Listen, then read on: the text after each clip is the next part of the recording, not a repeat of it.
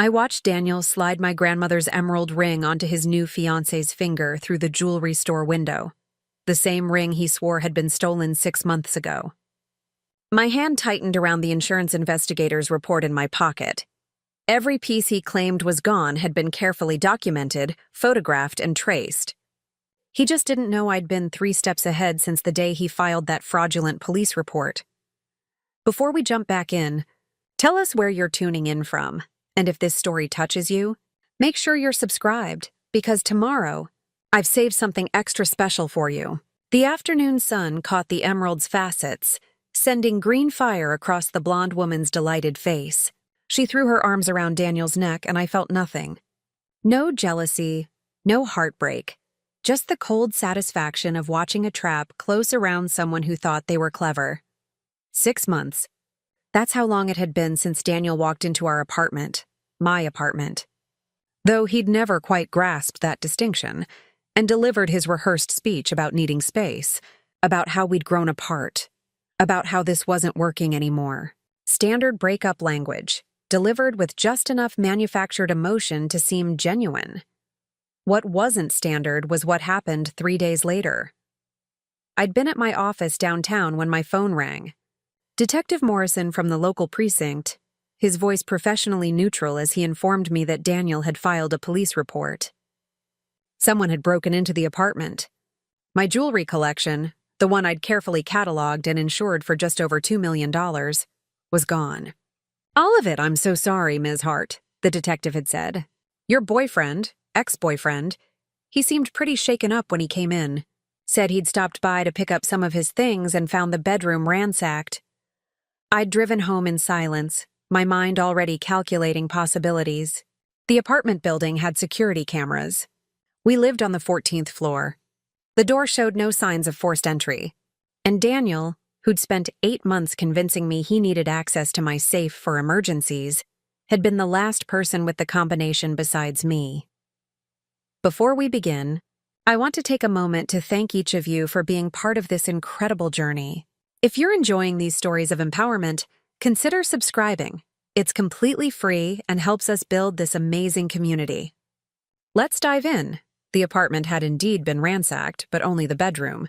My home office, with its expensive computer equipment and actual cash in my desk drawer, sat untouched. The living room's valuable art pieces remained perfectly positioned on the walls. The kitchen, where I'd foolishly left my laptop on the counter that morning, was pristine. Only the bedroom. Only the safe. Only my jewelry. Detective Morrison had been thorough. I'd give him that. He'd documented everything, taken my statement, collected what little physical evidence existed. But I'd seen the look in his eyes when I explained the value of what was missing. That subtle shift from sympathy to skepticism that happens when numbers get too large, when the victim seems too calm, when the whole thing feels just slightly off. $2 million in jewelry, he'd repeated, his pen hovering over his notepad. "That's quite a collection, Ms. Hart." "It was my grandmother's," I'd explained, which was true. And my mother's, and pieces I'd collected myself over the years. I have documentation for everything. Receipts, certificates of authenticity, insurance appraisals. I can have it all sent to you by end of day. His expression had shifted slightly. Documentation changed things. "That would be very helpful, ma'am." What I didn't tell the detective, what I wouldn't tell anyone for months, was that I'd already known exactly what Daniel had done. Because 3 weeks before our breakup, I'd discovered something that made me question everything about our relationship. I'd found the ring. Preparing and narrating this story took us a lot of time, so if you are enjoying it, like this video, it means a lot to us. Now back to the story. Not one of my rings. A ring. Hidden in the back of his gym bag, tucked inside a sock wrapped in tissue paper. A diamond engagement ring in a style I would never wear. Princess cut in a gaudy platinum setting. The kind of ring that screamed more about the buyer's wallet than the recipient's taste. I'd stood in our bedroom, holding that ring, my mind racing through implications. Daniel's salary as a mid-level marketing coordinator barely covered his car payment and half the utilities. This ring, even from my casual glance, was worth at least $15,000. Maybe more. So I'd done what any woman with access to private investigators and a healthy suspicion would do. I'd hired the best. Trevor Kane specialized in infidelity cases, but he was equally skilled at financial investigations. Within a week, he'd delivered a report that confirmed my suspicions. Daniel had a girlfriend. Her name was Melissa Carter. She was 23, worked as a receptionist at the gym Daniel had suddenly become obsessed with, and had absolutely no idea that Daniel lived with someone else. The photos Trevor provided showed them together at restaurants I'd never been to, at her apartment across town, shopping for furniture at stores I'd never visited. They looked happy, young, carefree. And Daniel looked nothing like the stressed, distant man who came home to me each night claiming he was exhausted from work. But what was most interesting wasn't the girlfriend. It was the timeline. Trevor had traced their relationship back 9 months. Daniel had started seeing Melissa before he'd ever asked me about the safe combination. Before he'd started suggesting I show him where I kept my valuable pieces in case of emergency. Before he'd begun his careful, calculated campaign to access the things that mattered most to me. I could have confronted him then. Should have, probably. But something stopped me. Maybe it was the professional in me. I hadn't built a successful private equity portfolio by acting on emotion. Maybe it was simple curiosity about how far he'd go. Or maybe, if I'm being honest, it was the desire to control the narrative. To be the one setting the terms for once. So I'd replaced the ring in his gym bag and called my insurance agent. I'd like to update my jewelry insurance. I'd told Patricia Chen, who'd handled my policies for 6 years. Full documentation, new appraisals, detailed photographs, everything. Patricia had been delighted. That's very wise, Victoria. Most people don't think to update their coverage until after something happens. I'd also like to add an additional provision, I'd continued. I want GPS micro-trackers embedded in 3 of my most valuable pieces. Is that something your company can arrange? There'd been a pause on the line. GPS tracking and jewelry? That's unusual. May I ask why? Peace of mind, I'd said simply. I travel frequently for work. I'd like to know where my valuables are at all times. It wasn't standard, but for the right premium, and I was willing to pay, Patricia had made it happen. A specialized security firm had installed trackers so small they were invisible to the naked eye. One in my grandmother's emerald ring, one in the diamond tennis bracelet my mother had given me for my 30th birthday, one in the sapphire pendant I'd bought myself after my first major investment paid off. The trackers were linked to an app on my phone, updated every 6 hours, and were designed to last up to 2 years on their internal batteries. I'd finished the insurance update 3 days before Daniel broke up with me, and I'd activated all 3 trackers the morning he filed the police report. Now, standing outside the jewelry store 6 months later, watching him propose to Melissa with my grandmother's ring, I pulled out my phone and checked the app. The green dot pulsed steadily on the map, marking this exact location. The emerald ring had never left the city. In fact, according to the tracking data I'd been monitoring religiously, it had spent the last 6 months in a safety deposit box at a bank 3 blocks from Daniel's new apartment, the same bank where, according to Trevor's continued surveillance, Daniel visited every Friday afternoon. My phone buzzed with a text from Trevor himself. "You watching this?" "Front row seat," I typed back. "Insurance investigator meeting confirmed for Monday, 9 a.m. He's very interested in your timeline." I smiled, slipping my phone back into my purse. Leonard Vaughn was possibly the most tenacious insurance investigator on the East Coast. His company, Meridian Investigations, had a 97% success rate in fraud recovery. When Patricia had assigned him to my case 2 months ago, she'd warned me he was thorough. "He's going to interview you multiple times," she'd said. "He'll check every detail, verify every claim. Don't take it personally. It's his job to be suspicious of everyone." What Patricia didn't know was that Leonard Vaughn and I had a mutual friend. Alan Winters, a colleague from my finance days, had used Leonard's services 3 years ago to track down embezzled funds. When I'd casually mentioned my situation to Alan over drinks, he'd immediately recommended I request Leonard specifically. "The man's a bloodhound," Alan had said. Give him a cent and he won't stop until he's tracked down every penny. If your ex really did steal your jewelry, Leonard will prove it. And if he tries to sell any of it? Alan had grinned. Well, Leonard has relationships with every major jewelry dealer, pawn shop, and auction house in a 5-state radius. I'd taken Alan's advice. When the insurance company had opened their investigation, standard procedure for any claim over $50,000, I'd specifically requested Leonard Vaughn. And I'd provided him with something most theft victims didn't have: a detailed timeline of my relationship with Daniel, complete with dates, photographs, and financial records showing exactly when Daniel's spending habits had changed. Leonard had been intrigued from our first meeting. "Ms. Hart," he'd said, settling into the chair across from my dining table, his leather portfolio open in front of him. "I've been doing this for 23 years. I've seen every kind of insurance fraud you can imagine. Staged break-ins, fake appraisals, phantom collections that never existed. So when I get a case like yours, where the documentation is impeccable, the timeline is suspicious, and the victim is remarkably calm about losing $2 million in jewelry, I pay attention." I'd appreciated his directness. "What do you need from me?" "Everything," he'd said simply. "And I mean everything. Every text message with your ex, every photo, every receipt, credit card statements, bank records, phone logs. I want to know what he ate for breakfast and who he called afterward. And if I provide all of that?" Leonard had smiled, and it wasn't a kind smile. It was the smile of a predator who'd just caught a scent. "Then I'll find your jewelry.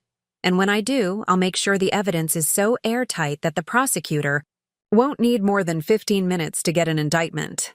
I'd given him everything, not just the obvious documentation, but the things I'd been quietly collecting for months. Screenshots of Daniel's social media posts, geotagged with locations that didn't match where he'd told me he was. Credit card? Receipts from jewelry stores during times he claimed to be at work. Phone records showing hundreds of calls to a number that belonged to Melissa Carter. And, most damning of all, the GPS tracking data from my jewelry.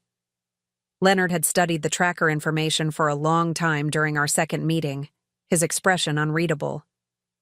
"You embedded GPS trackers in your jewelry before the theft." I did. Why? I'd considered lying, but Leonard struck me as someone who could smell dishonesty from a mile away. "Because I suspected my boyfriend was planning something. I didn't know what exactly, but I wanted to be prepared. That's either very paranoid or very smart. In my experience, the two aren't mutually exclusive." He'd laughed at that. "No, they're not. Ms. Hart, I'm going to be honest with you. This case should be open and shut. The trackers alone are enough to prove fraud. But there's a problem." "What problem?" "Your ex hasn't tried to sell any of the jewelry yet. He's sitting on it. And as long as he's sitting on it, we have tracking data and suspicion, but we don't have evidence of fraud. He can claim he's holding the items for safekeeping, that you gave them to him, that this is all a misunderstanding between former lovers." I'd felt my stomach tighten. "So what do we do?" "We wait," Leonard had said. "We wait for him to make a move. Because eventually, he will. Men like your ex, they don't steal $2 million in jewelry just to look at it. They steal it to sell it. Or," he'd paused, looking at me carefully, "or to give it to someone else."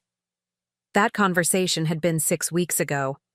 Since then, I'd been waiting, watching the green dots on my phone pulse in their secure locations, wondering when Daniel would finally spring his trap.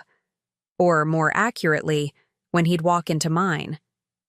And now, watching him slide my grandmother's ring onto Melissa's finger, I knew the wait was over. Inside the jewelry store, Daniel was talking to a sales associate, probably arranging to have the ring sized. Melissa was practically bouncing with excitement, showing the ring to another couple who'd wandered over to offer congratulations. It was such a perfectly normal scene. Young couple in love, celebrating their engagement, the woman thrilled with her ring, the man looking proud and slightly relieved to have pulled off the proposal successfully. Except that ring was stolen. And in about 72 hours, Daniel was going to learn exactly what happened when you tried to defraud someone who'd spent her entire career reading the fine print. My phone buzzed again. This time it was Patricia Chen. Victoria, Leonard just sent his preliminary report. I think you need to see this before the meeting Monday. Can you come by my office this afternoon? I'm 20 minutes away. I'll head over now. Patricia's office was in one of those glass and steel buildings downtown that tried too hard to look modern and sophisticated. I'd always found the aesthetic cold, but today it felt appropriate. Cold was exactly how I felt. Patricia met me in the lobby personally, which was unusual. She was normally the type to have her assistant escort clients up. But today, she walked me to the elevator herself, her expression carefully neutral. Leonard's report is thorough, she said as we rode up to the 14th floor. Victoria, I need to prepare you. What he's uncovered goes beyond simple theft. This is organized fraud. The elevator doors opened, and she led me down a corridor to a conference room where Leonard Vaughn was already waiting, his laptop open, several folders spread across the table. He stood when we entered. Ms. Hart, thank you for coming on short notice. You found something. I found everything. He gestured to the chair across from him. Please, sit down. This is going to take a while. I sat, and Patricia took the chair beside me. Leonard pulled his laptop closer and turned it so we could both see the screen. Let me start with the jewelry, he said, pulling up a series of photographs. I've been monitoring pawn shops, estate sales, and private dealers across 5 states for the past 6 weeks. 3 days ago, I got a hit. Not on any of the major pieces. Your ex is too smart for that. But on this. He clicked to a photo of a small gold bracelet with tiny diamond accents. I recognized it immediately. A piece my mother had given me when I graduated college. Not particularly valuable in monetary terms, maybe $3,000, but sentimentally priceless. It was pawned in Newark, Leonard continued. The pawn shop has security footage. Your ex didn't do it himself. He sent someone else. A woman, mid-20s, blonde. She used a fake ID, but the name on the pawn ticket was interesting. He clicked to another image, a pawn shop receipt. The name read, Melissa Carter. That's his girlfriend, I said quietly. I know, and using her real name on a fake ID was sloppy, but it gave me a thread to pull. Leonard opened another folder. Once I had her name, I started looking into her background. Melissa Carter, 23, receptionist at Prestige Fitness. Clean record, no red flags. But then I looked at her banking records. Patricia leaned forward. How did you get her banking records? I have my ways, Leonard said, which I suspected meant either a friendly contact at her bank or a subpoena I didn't need to know about. Melissa's been depositing cash into her account every 2 weeks for the past 4 months. Small amounts, 500 here, 1,000 there. Nothing that would trigger any alerts. But it adds up to about $18,000. I did the math quickly. That's roughly how much the smaller pieces in my collection were worth. Exactly. And here's where it gets interesting. Leonard pulled up a spreadsheet. I cross-referenced the dates of her deposits with the GPS tracker data from your remaining pieces. Every time she made a deposit, the trackers showed movement. Small movements, from the safety deposit box to various locations around the city, then back to the box. He was taking them out to photograph them, I realized. Building a portfolio to show potential buyers. That's my theory. And if I'm right, it means he's planning something bigger.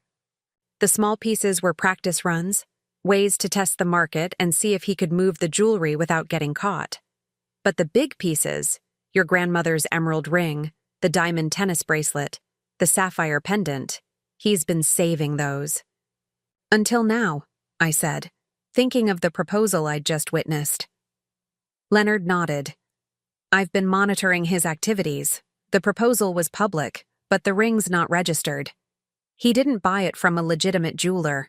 There's no paperwork, no certificate. If anyone asks, he can claim it's a family heirloom, Patricia spoke up. But we have the GPS tracker data proving it's Victoria's ring. We do, and we have the insurance documentation, the original photographs, the certificates of authenticity. We have everything we need to prove that ring was stolen. But Leonard looked at me directly. We need to decide how to play this. We could move now, file charges, get the police involved, or we could wait and see how far he takes this. What's the advantage of waiting? I asked. The advantage is that right now we can prove theft, but if we wait, if we let him try to sell the remaining pieces, we can prove intent to defraud, conspiracy, money laundering, charges that carry significantly longer sentences. Plus, if he's working with Melissa, we can bring charges against her too. I sat back in my chair, processing. Part of me wanted to move immediately, to end this before Daniel could cause any more damage. But the logical part, the part that had built my career on patience and strategy, saw the wisdom in Leonard's approach. How long would we wait? Not long. Based on his pattern, I'd estimate 2 weeks, maybe 3. He just got engaged. He's going to want money to pay for a wedding, a honeymoon, a new life with Melissa. He'll need to liquidate those assets soon. And we'll be ready when he does? Leonard smiled that predator's smile again. Ms. Hart, I'll know the moment he takes those pieces out of that safety deposit box. I have contacts at the bank. They'll alert me to any unusual activity on his account. And I've already distributed photos and descriptions of your jewelry to every reputable dealer and auction house in the region. If he tries to sell, I'll know within hours. I looked at Patricia. What do you recommend? She considered for a moment. From an insurance perspective, we're already prepared to pay out your claim. We have sufficient evidence of theft. But Leonard's right. If we can build a stronger case, it protects us from any future liability. Daniel can't claim this was a misunderstanding or a gift if we can prove he was actively trying to defraud the insurance company. So we wait, I said. We wait, Leonard confirmed. But not passively. I'm going to need you to do something for me. What? I need you to reach out to Daniel. I stared at him. You want me to contact my ex-boyfriend who stole $2 million from me? I want you to congratulate him on his engagement. The request was so absurd that I almost laughed. Why? Because right now he thinks he's gotten away with it. 6 months have passed since the theft. The police investigation went nowhere, and the insurance company hasn't made any moves that he knows of.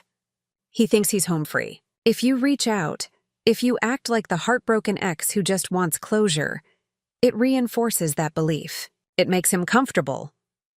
And comfortable people make mistakes, I finished. Exactly.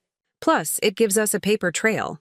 Anything he says to you in response could be useful evidence. Patricia nodded slowly. It's not without risk, Victoria. If he suspects anything, he won't, I interrupted. Daniel's ego is his weakness. He thinks I'm devastated by our breakup. He thinks I've been struggling to move on while he's been living his best life.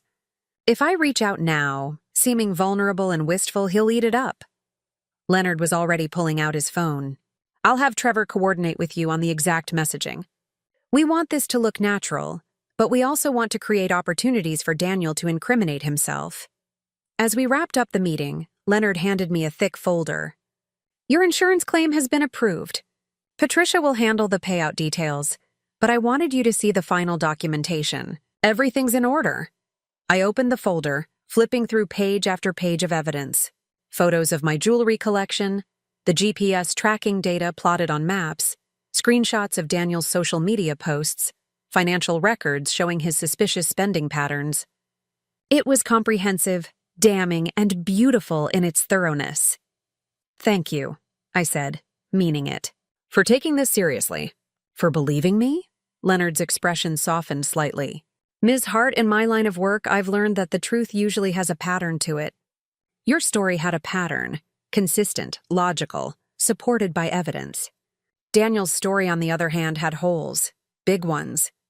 This was never about believing or not believing. It was about following the evidence. I left Patricia's office with the folder tucked under my arm and a new sense of purpose. For 6 months, I'd been reactive, waiting for Daniel to make his move. Now, finally, I was going to take control of the narrative. That evening, sitting in my apartment, the same apartment where this had all begun, I composed a text message. I wrote and rewrote it a dozen times, trying to strike the right balance between wistful and genuine, sad but not pathetic. Finally, I settled on, "Hey, Daniel. I heard about your engagement. Congratulations. I hope you and Melissa are really happy together. I know things ended badly between us, but I wanted you to know I'm glad you found someone. Take care of yourself." I stared at the message for a long time before hitting send. Part of me felt ridiculous playing this game. But the larger part, the part that had been violated by his theft and his lies, wanted justice. And if this was how I got it, so be it. The response came faster than I expected. Not immediately, that would have been suspicious. But within an hour, my phone buzzed with Daniel's reply. "Thanks, Vic. That means a lot. I know the breakup was rough, but I always cared about you. I hope you're doing okay. How's the job search going?" I almost threw my phone across the room. The casual cruelty of that question, asking about my fictional job search when he'd stolen enough money from me to live comfortably for years, was breathtaking. But I forced myself to stay in character. "Still looking," I typed back. "Had a few interviews, but nothing's panned out yet. The market's tough right now." Another quick response. "Sorry to hear that. You'll find something, though. You're smart, talented. Just keep at it. Smart. Talented. Keep at it." The condescension dripped from every word. We exchanged a few more pleasantries before I excused myself, claiming I had an early morning interview. Daniel sent back an encouraging emoji, a thumbs up, and that was that.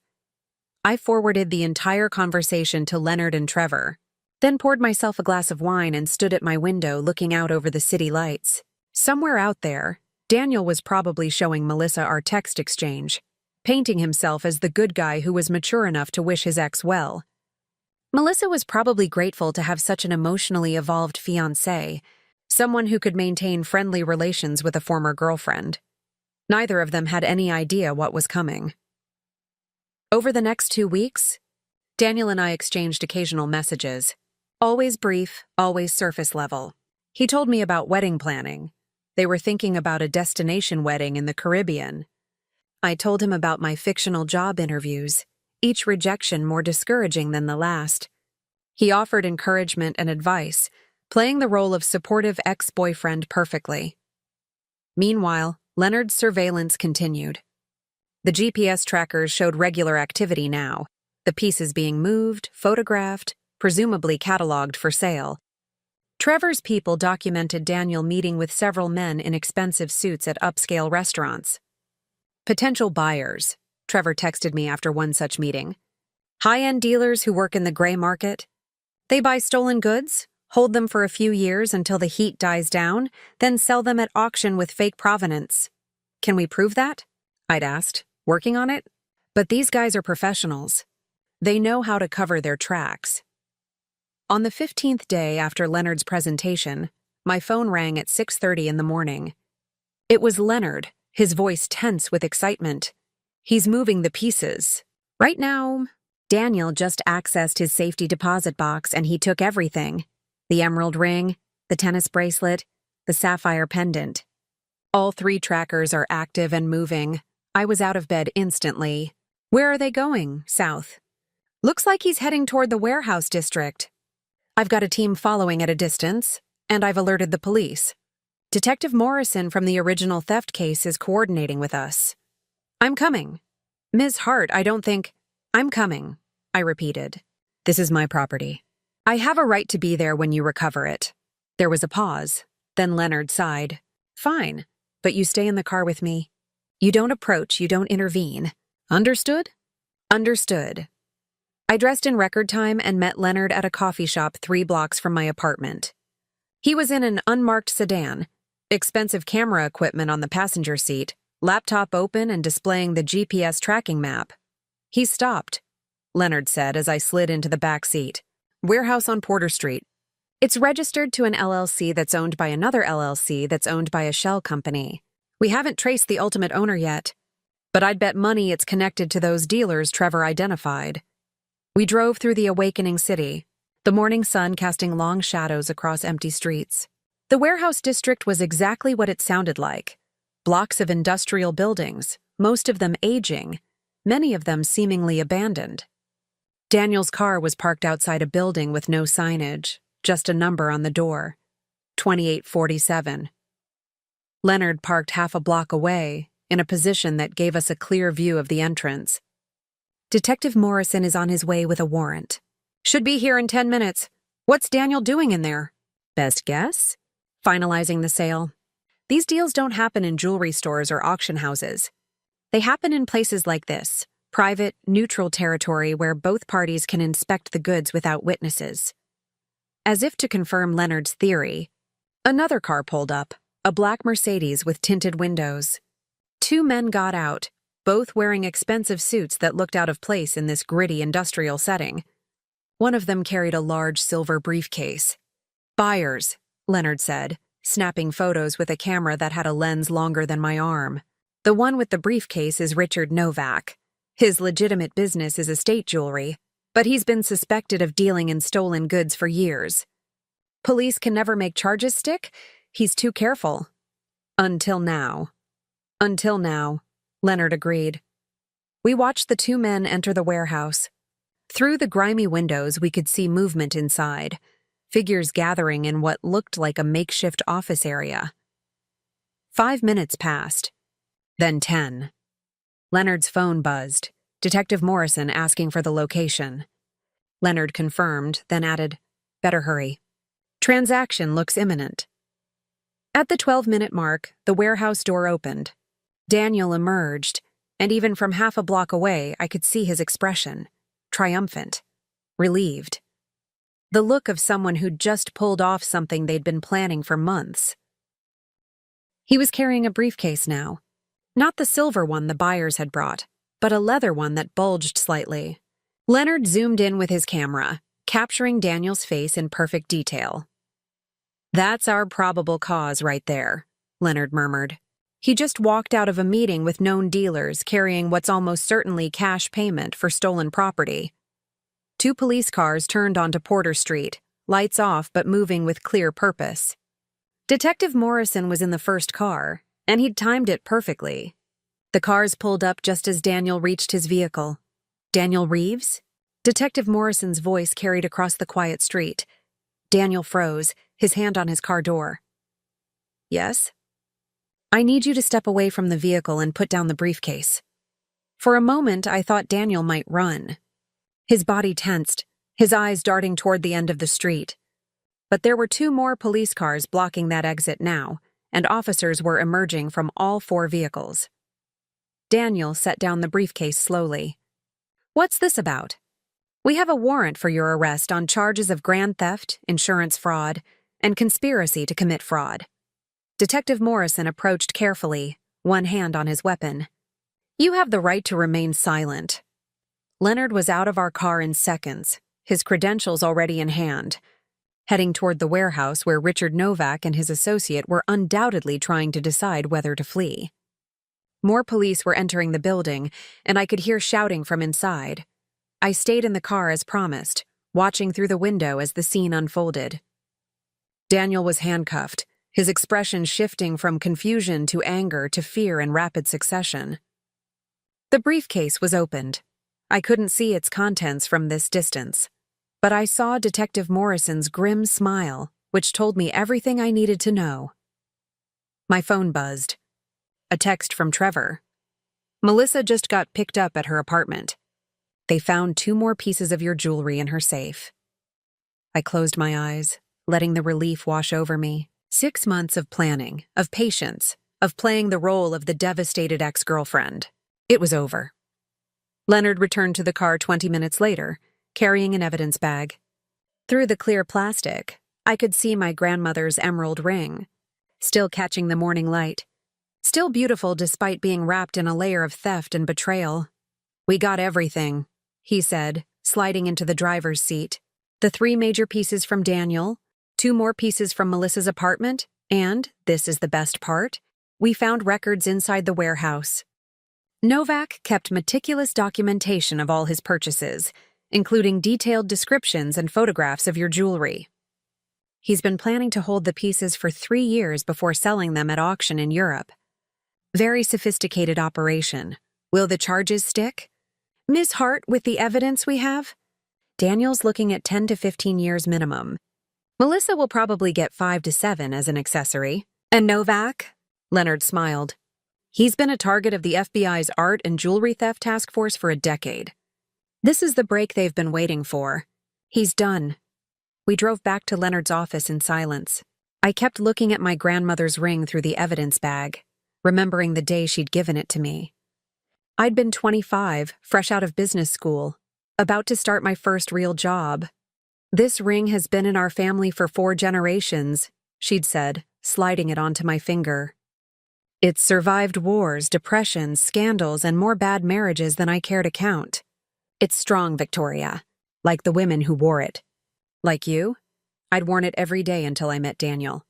Then I'd locked it away, some instinct telling me to protect the things that mattered most. That instinct had been right. At Leonard's office, Patricia was waiting with paperwork. Insurance claim forms, evidence receipts, all the bureaucratic necessities of recovering stolen property. We worked through it all methodically, and by noon, it was official. My jewelry was being held as evidence, but once the trial concluded, it would be returned to me. There's one more thing, Leonard said as we were finishing up. The cash Daniel was carrying? It was $240,000. The down payment for the 3 major pieces, with the rest to be paid after Novak successfully sold them in Europe. I did the math. That's barely 10% of their actual value.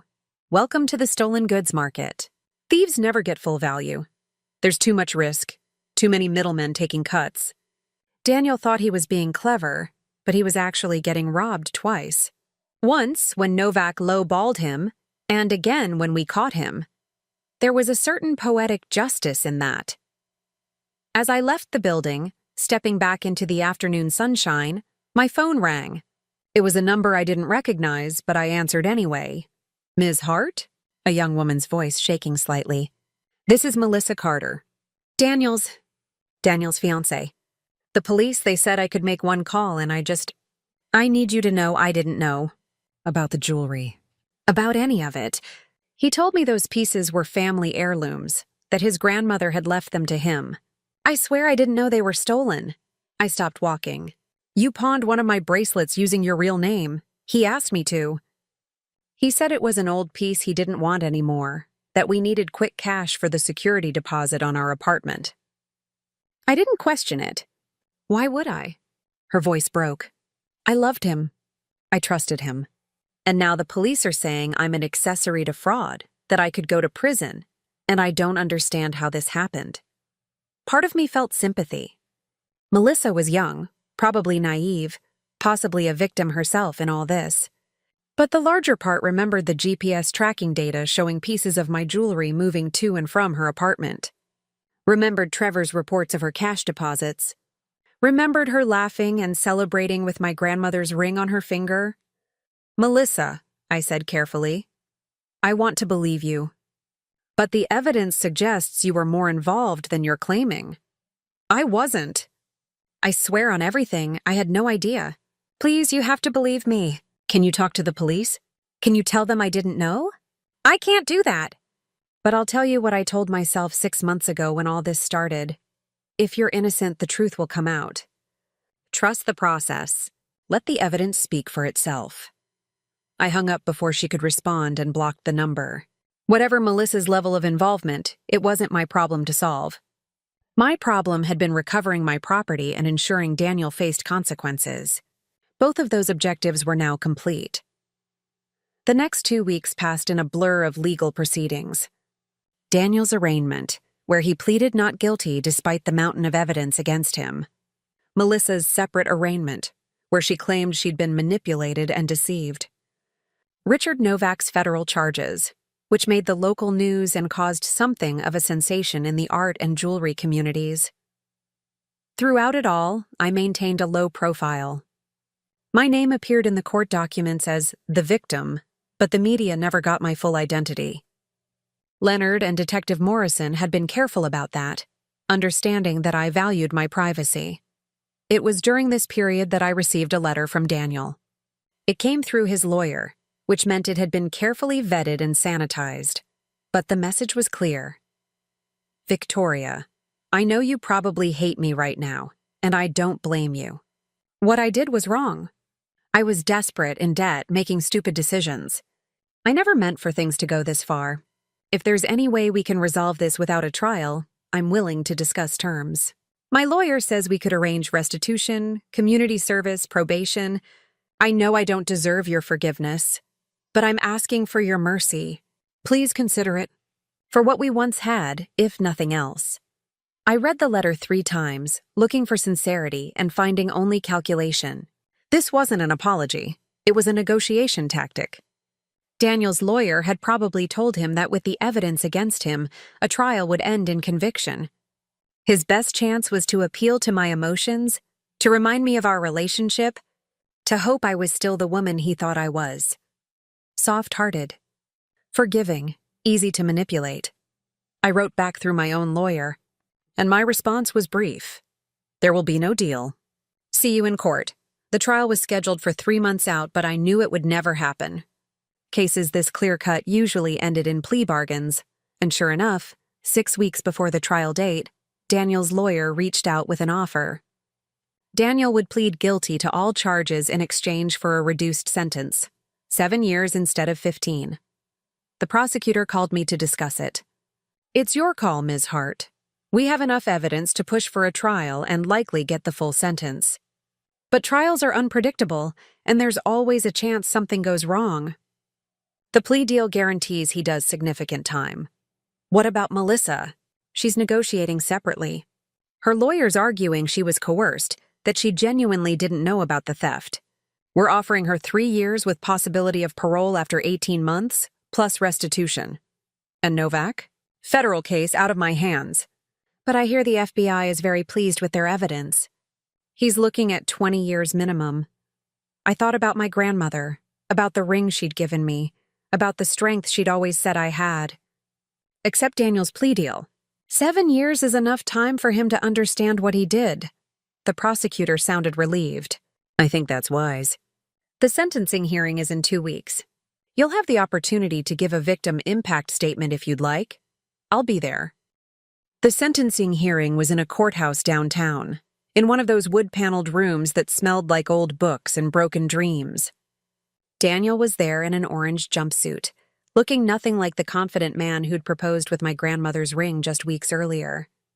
He looked smaller somehow, diminished. Melissa was there too, in a separate section with her own lawyer. She wouldn't look at me, her eyes fixed on her hands in her lap. When it was my turn to speak, I approached the podium with the statement I'd carefully prepared. I'd rewritten it a dozen times, trying to find the right balance between anger and dignity. Your Honor, I began, my voice steady. 6 months ago, someone I trusted violated that trust in the worst possible way. He didn't just steal my property, he stole pieces of my family history. My grandmother's ring, my mother's bracelet. Objects that carried memories, that connected me to the women who came before me. But more than that, he stole my sense of security. He made me question my judgment, my ability to trust, my basic understanding of the people in my life. That's a violation that goes beyond money, beyond material goods. I want the court to understand that this wasn't a crime of passion or desperation. This was calculated, planned, executed over months with careful consideration.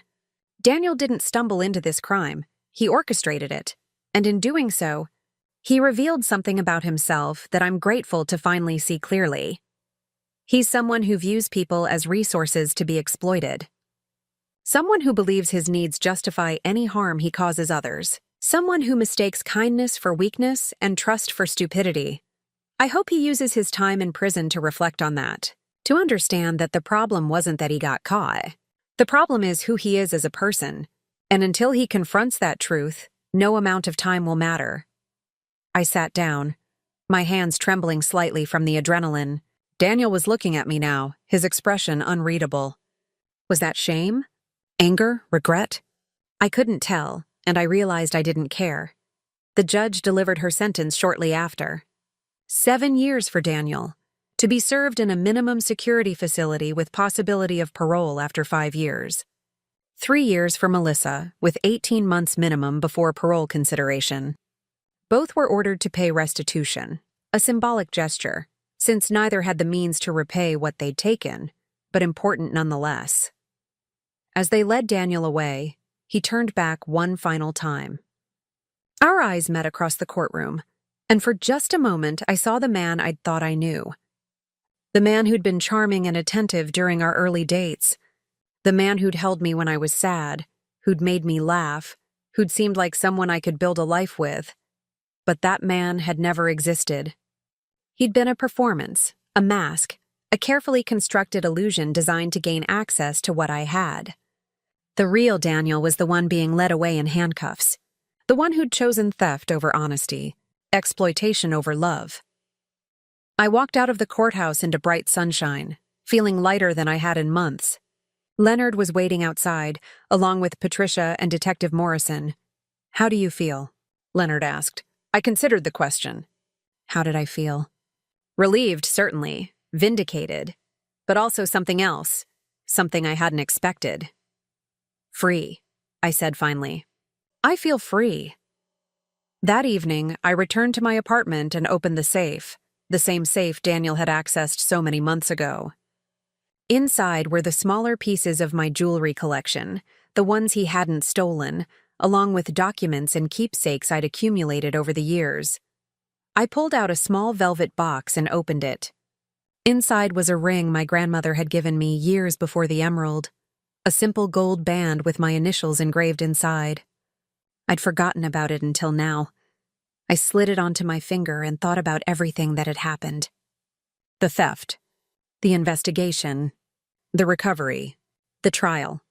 It had taken 6 months of my life, months of stress and anger and calculated patience. But I'd gotten through it.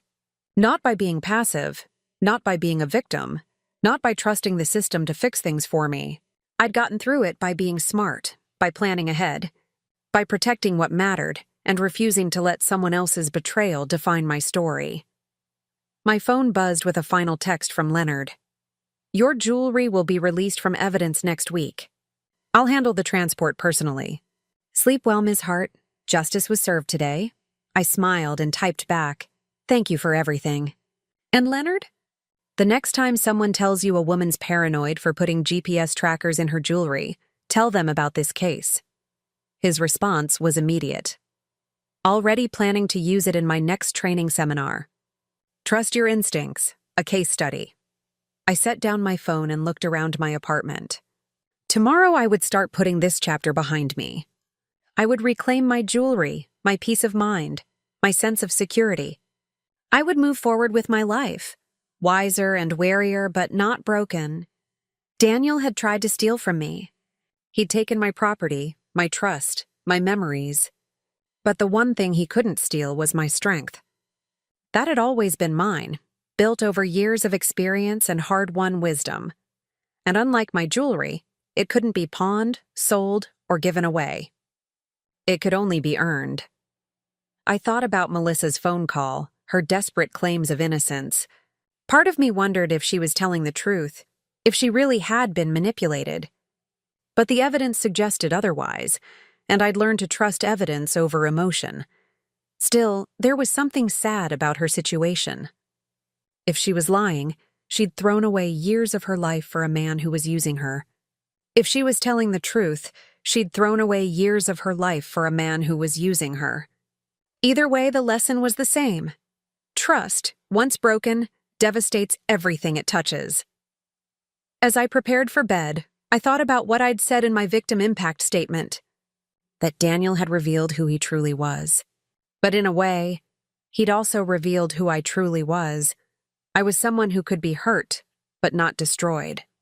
Someone who could be betrayed, but not broken. Someone who knew how to fight back, not with violence or revenge, but with patience and preparation and an unwillingness to be anyone's victim.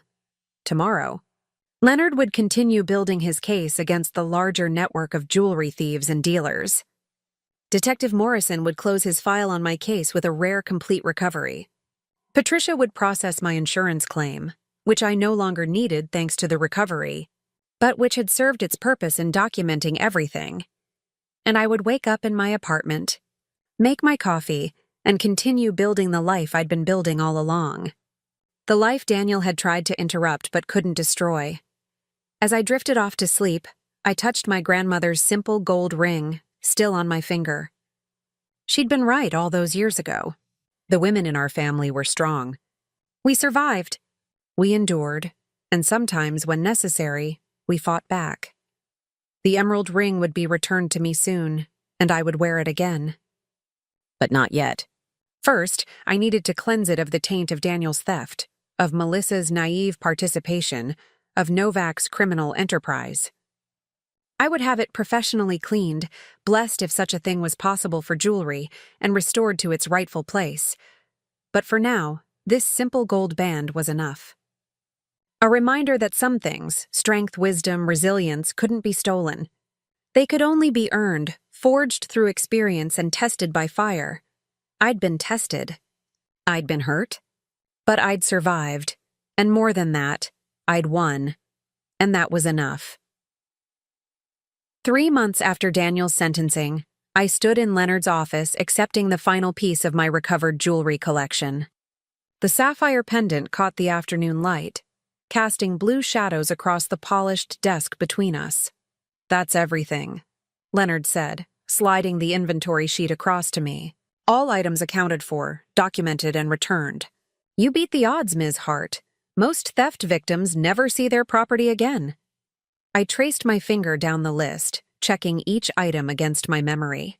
The emerald ring, the diamond tennis bracelet, the sapphire pendant, the gold bracelet from college, 2 pairs of earrings, a vintage brooch, every single piece my grandmother and mother had entrusted to me, plus the items I'd collected myself over the years. "I had help," I said, looking up at him. "Exceptional help." Leonard shrugged, but I could see the satisfaction in his expression. "I just followed the evidence.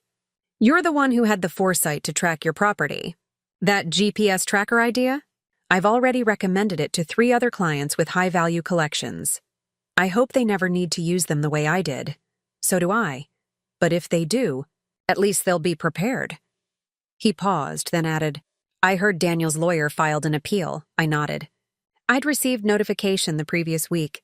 Daniel was claiming his sentence was excessive given his lack of prior criminal record. His lawyer was arguing for early release consideration. "Let him appeal," I said calmly. "The evidence is solid. The conviction will stand." "You sound very certain." "I am certain. Because unlike Daniel, I didn't leave anything to chance." I gathered my jewelry into the secure transport case Leonard had provided and stood to leave. As I reached the door, Leonard called out, "Ms. Hart? One more thing. Richard Novak's trial starts next month. The prosecution wants to know if you'd be willing to testify about the recovery of your pieces. It would strengthen their case against his entire operation." "I'll testify," I said without hesitation. "When and where?" "I'll have them contact you with the details." Driving home, I thought about Melissa. She'd been released from prison 2 weeks ago, having served her minimum sentence with good behavior. Trevor had sent me a brief update.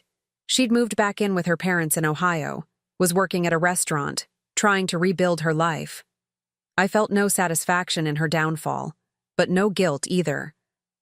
She'd made her choices, just as Daniel had made his. The consequences were theirs to bear. My apartment felt different when I returned. Lighter, somehow. I'd had the locks changed, the security system upgraded, even repainted the bedroom where the theft had supposedly occurred. It was my space again, untainted by Daniel's presence. I opened my safe and carefully arranged each piece of jewelry back in its proper place. The emerald ring gleamed against the black velvet interior, looking exactly as it had the day my grandmother gave it to me. I picked it up, weighing it in my palm, remembering. "You were right, Grandma," I whispered. We are strong. Strong enough to survive. Strong enough to fight back. My phone rang. I almost ignored it, too absorbed in the moment, but something made me check the screen. Unknown number. Probably spam. But I answered anyway. Victoria Hart? A woman's voice, professional but warm.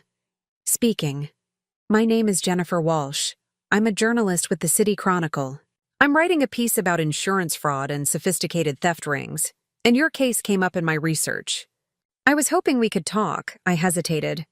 I'd managed to keep my name largely out of the press during the trial. I'm not sure I want to be part of a news story. I understand your reluctance. But Ms. Hart, your case is remarkable. The way you documented everything, the GPS tracking, the patience to wait for the perfect moment to strike. It's a masterclass in protecting yourself against fraud. Other people could learn from your experience. Other people shouldn't need to, I said quietly. Other people should be able to trust their partners. True, but we don't live in that world. We live in a world where people like your ex-boyfriend exploit trust for profit. And in that world, your story matters. It shows that victims can fight back. That preparation and smart thinking can overcome betrayal.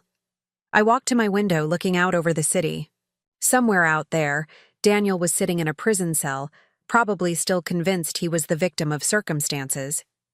Somewhere, Richard Novak was preparing his defense, trying to find a way out of 20 years in federal prison. Somewhere, Melissa was serving tables and wondering how her life had gone so wrong. And here I was, standing in my apartment, my jewelry collection restored, my life intact, my strength proven. All right, I said, I'll talk to you. But on one condition. What's that? You include information about how people can protect themselves. GPS tracking, proper documentation, insurance protocols. Make it practical. Make it useful. Jennifer's voice brightened. Absolutely. That's exactly the angle I want to take. When can we meet? We scheduled an interview for the following week, and I spent the next few days preparing.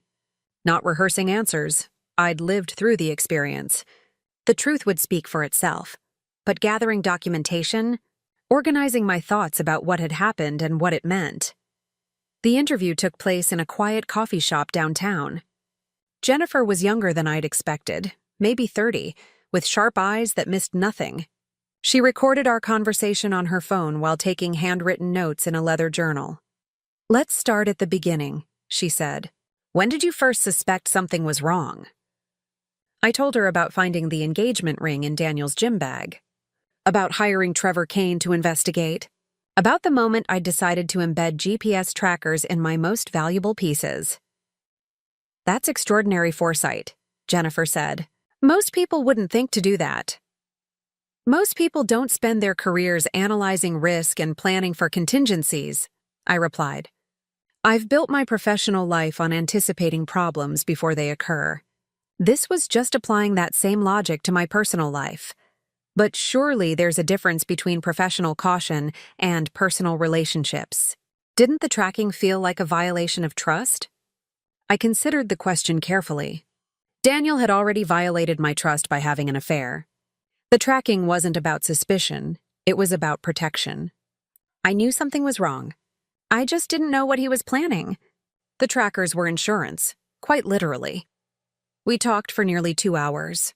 I walked her through the theft, the police report, Leonard's investigation, the recovery. I showed her copies of the GPS tracking data, the insurance documentation, the evidence that had convicted Daniel. What surprised you most about the whole experience? Jennifer asked near the end of our conversation. How easy it was for him, I said honestly. How simple it was for Daniel to look me in the eye every day, knowing what he'd done. People talk about criminals having no conscience, but until you experience it personally, you don't really understand what that means. He felt no guilt, no remorse. Even at his sentencing, I don't think he truly grasped that he'd done anything wrong. He just felt unlucky that he'd been caught. Do you think he ever loved you? The question caught me off guard. I'd asked myself the same thing countless times over the past year. I think he loved what I represented. Security, stability, access to nice things. But love me as a person? No. You can't love someone and do what he did. And yet you maintained contact with him during the investigation. You congratulated him on his engagement. That must have been difficult. It was strategic, I corrected. Leonard needed Daniel to feel comfortable, to believe he'd gotten away with it. My feelings were irrelevant, Jennifer leaned forward. But you must have had feelings. Anger, betrayal, pain? Of course I did. But I've learned that feelings are most useful when they're channeled into action. I was angry, so I fought back. I felt betrayed, so I built an airtight case.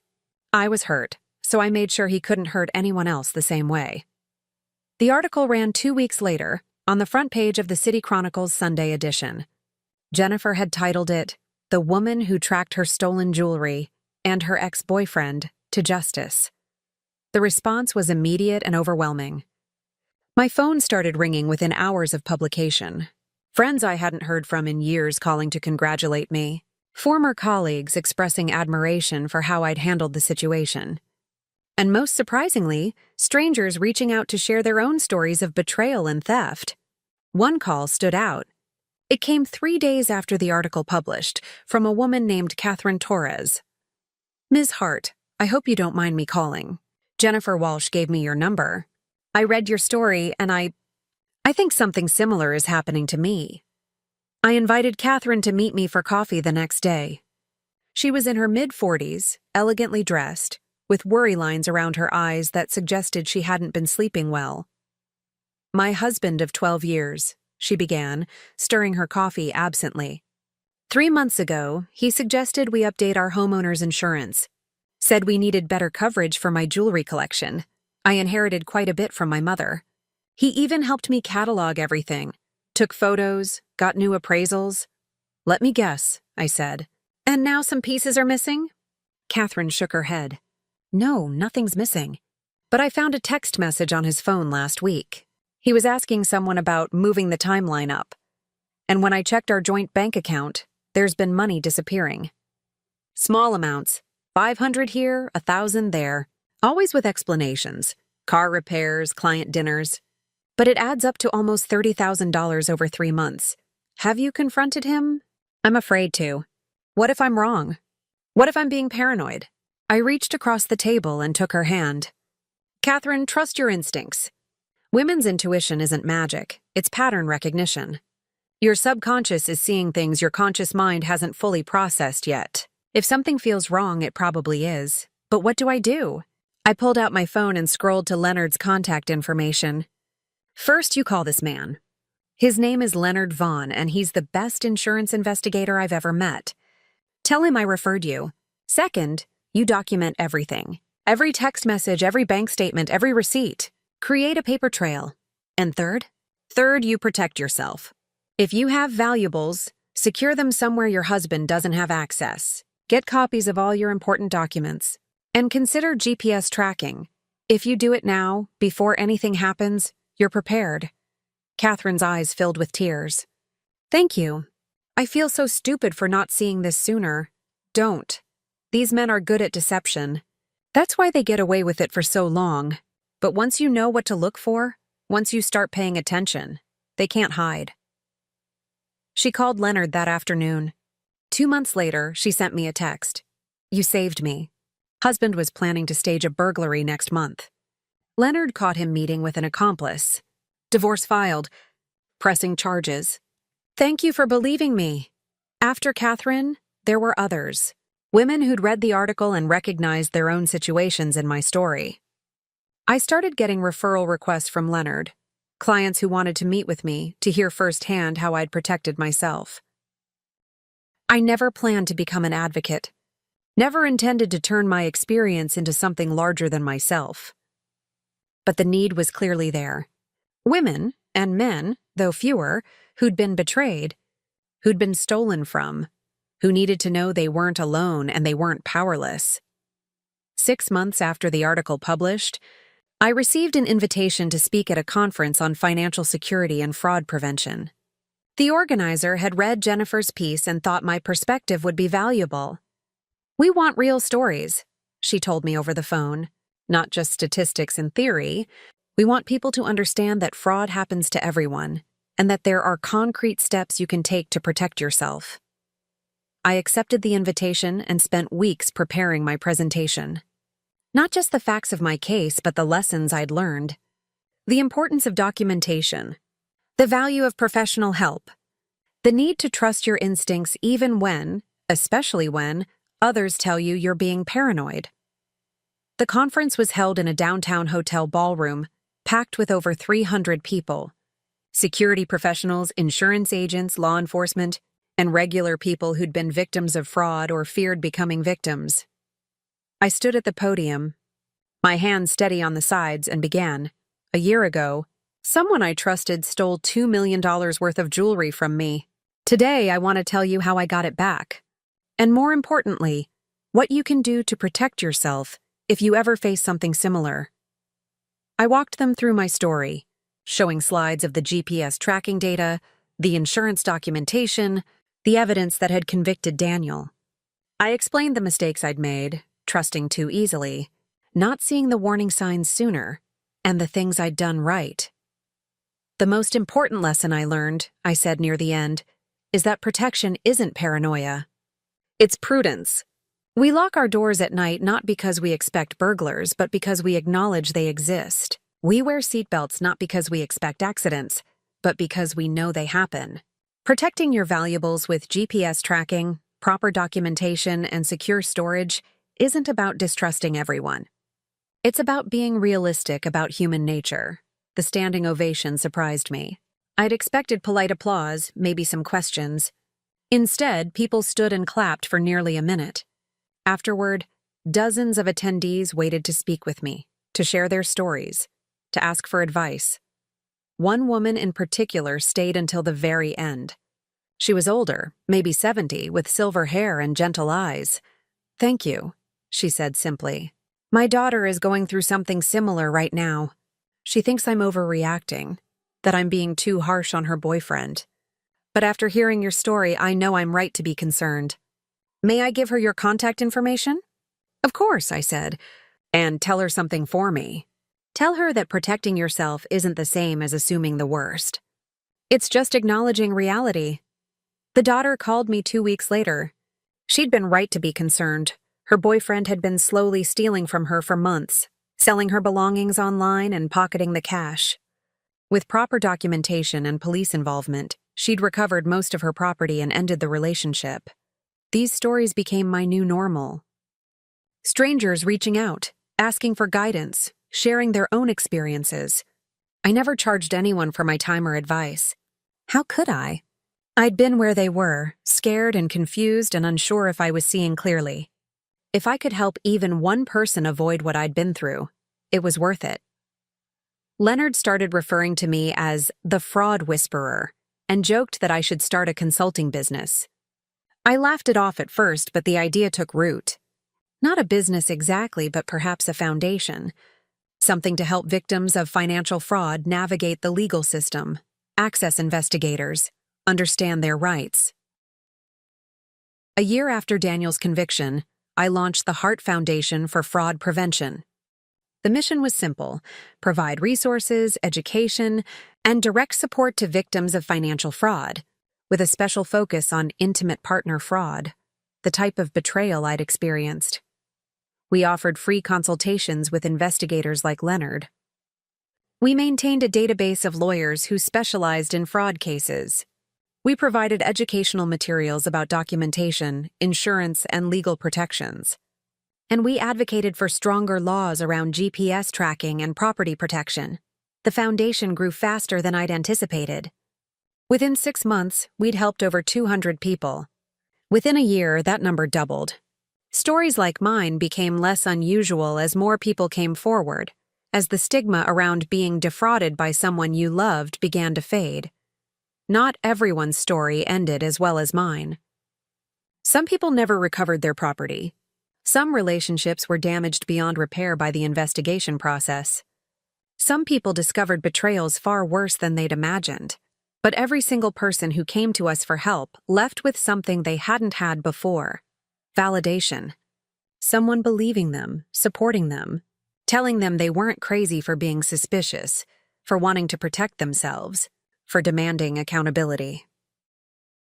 2 years after Daniel's sentencing, I received a letter from him. It came through the prison system, forwarded by my lawyer, and I almost threw it away without reading it. But curiosity won out. "Victoria," it began.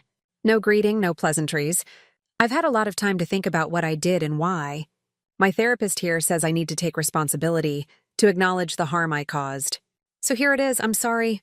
I was selfish, greedy, and I convinced myself that you wouldn't miss the jewelry, that the insurance would cover it, that nobody really got hurt. I was wrong. What I did was theft, plain and simple, and you had every right to press charges. I hope someday you can forgive me, though I know I don't deserve it. I hope you're doing well, Daniel.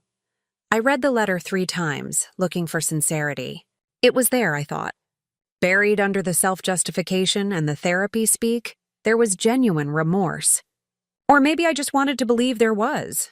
I drafted a response but never sent it. What was there to say? That I forgave him? I didn't. That I hoped he changed? I did. But more for the sake of his future victims than for him. That I'd moved on?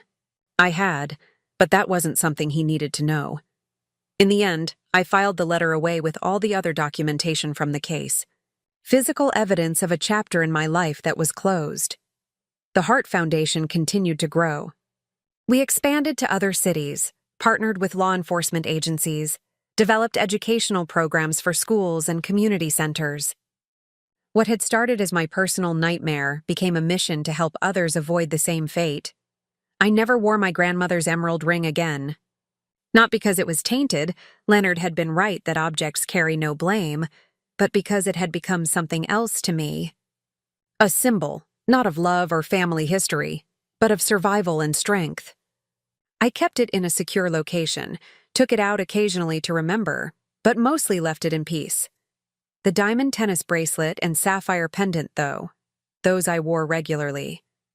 Reminders that I'd fought and won, that I'd trusted my instincts and been proven right, that I was stronger than the people who'd tried to break me. 3 years after the theft, I received notice that Daniel was eligible for parole. The hearing was scheduled for the following month, and as his victim, I had the right to attend and provide a statement. I thought long and hard about whether to go. Part of me felt it was unnecessary. He'd served his time, and my presence at a parole hearing wouldn't change anything. But the larger part, the part that had built a foundation on helping other victims find their voice, knew I needed to be there. The parole hearing was nothing like the sentencing. Smaller room, fewer people, a more administrative feel. Daniel looked older, thinner, with gray threading through his hair that hadn't been there 3 years ago. When he saw me walk in, his expression flickered, surprise, maybe guilt, possibly fear. The hearing officer asked him about his rehabilitation, his plans for reintegration, his understanding of what he'd done. Daniel's answers were careful, practiced. He'd taken classes in prison. He'd worked in the library. He'd been a model inmate. He understood now that what he'd done was wrong, that he'd betrayed someone's trust, that he'd stolen irreplaceable items. When it was my turn to speak, I kept it brief. 3 years ago, Daniel Reeves stole from me, not just property, but peace of mind. The ability to trust, a sense of safety in my own home. He's served his sentence and I respect the legal process. But I want this board to understand that the harm he caused extends beyond what can be measured in years served or restitution paid. If he's granted parole, he needs to understand that rebuilding trust takes far longer than 3 years. And he needs to be monitored, because men who steal from people who love them don't change simply because they've been caught. The board deliberated for less than 20 minutes. Parole denied. He'd be eligible again in 2 years. As I left the hearing room, Daniel's lawyer caught up with me in the hallway. "Ms. Hart, a word." I stopped, waiting. "Look, I get that you're angry.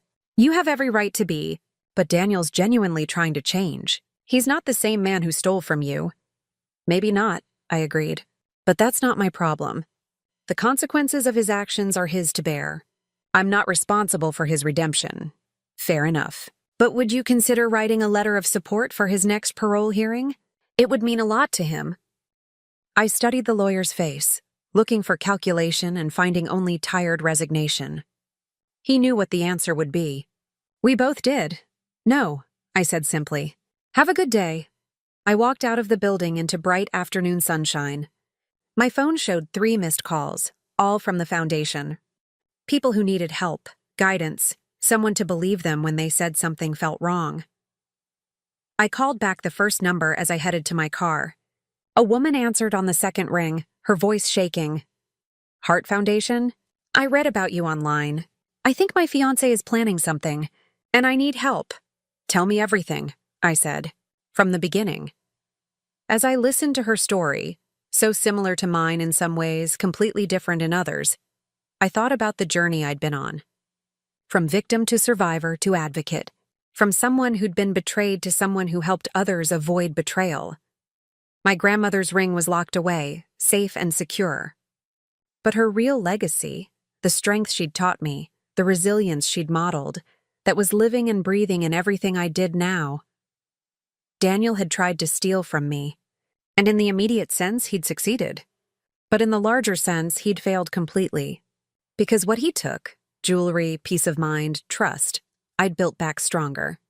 And I'd used that rebuilding to help hundreds of others do the same. That evening, I returned home to my apartment. The safe sat in the corner, secured with new locks and new codes. Inside were my treasures, not just jewelry, but documents and memories and proof that I'd survived. I pulled out my grandmother's simple gold ring, the one she'd given me before the emerald. The one with my initials engraved inside. I'd worn it through the trial, through the foundation launch, through every speech and interview and moment when I'd needed to remember who I was. I slipped it on now, feeling its familiar weight. Then I sat at my desk and opened my laptop. The foundation's website needed updating. We had a new partnership to announce, new resources to share, new ways to help people protect themselves. This was my life now. Not defined by what had been taken, but by what I'd built from the ashes. Not limited by betrayal, but expanded by resilience. Daniel Reeves had tried to steal my jewelry collection. Instead, he'd given me a mission. And I'd taken that mission and turned it into something he'd never anticipated. A way to make sure what happened to me would happen to fewer others. My phone buzzed with a text from Leonard. Just helped another client thanks to your GPS tracking recommendation. You've officially started a trend. I smiled and typed back. Good. Every woman should have the tools to protect herself. Every person, he corrected. Every person. I agreed. The sun set outside my window, casting orange light across the city. Somewhere out there, Daniel sat in his prison cell, counting down days until his next parole hearing. Somewhere, Melissa was rebuilding her life after her own mistakes. Somewhere, Richard Novak was serving his federal sentence for running a jewelry theft ring. And here I was, stronger than I'd ever been, using my experience to help others, turning my worst nightmare into my greatest purpose. My grandmother had been right all those years ago. The women in our family were strong. We survived. We endured, and when necessary, we transformed our pain into power. That was the real legacy of the emerald ring. Not its monetary value or its beauty, but what it represented. The refusal to be defined by what someone took from you. The determination to take back not just your property, but your story, your strength, your sense of self. I'd been tested by Daniel's betrayal. I'd been hurt, violated, stolen from, but I'd also been forged, shaped into something harder and more resilient than I'd been before. And I'd used that transformation to ensure that others wouldn't face their battles alone. As I closed my laptop and prepared for bed, I thought about the woman I'd spoken with earlier, the one whose fiancé was planning something. Tomorrow I'd connect her with Leonard. We'd help her document everything, protect her assets, prepare for whatever came next. She wouldn't face this alone. None of them would, because that was the final lesson Daniel had taught me, though he'd never intended to. Betrayal loses its power when you refuse to face it in isolation. When you build community, share your story, help others recognize the warning signs. I touched my grandmother's ring one last time before turning off the light. Thank you, I whispered into the darkness, For the strength. For the example. For teaching me that surviving isn't enough. You have to help others survive too. The emerald ring was locked away. But its legacy lived on in every person the Foundation helped, in every story that ended with recovery instead of loss, in every victim who became a survivor, who became an advocate. Daniel Reeves had tried to steal from me. Instead, he'd inadvertently given me the greatest gift, the knowledge that I was strong enough to fight back, smart enough to win, and compassionate enough to help others do the same. And that was something no one could ever take away. The end up next. You've got 2 more standout stories right on your screen. If this one hit the mark, you won't want to pass these up. Just click and check them out. And don't forget to like, subscribe, and turn on the notification bell so you don't miss any upload from us.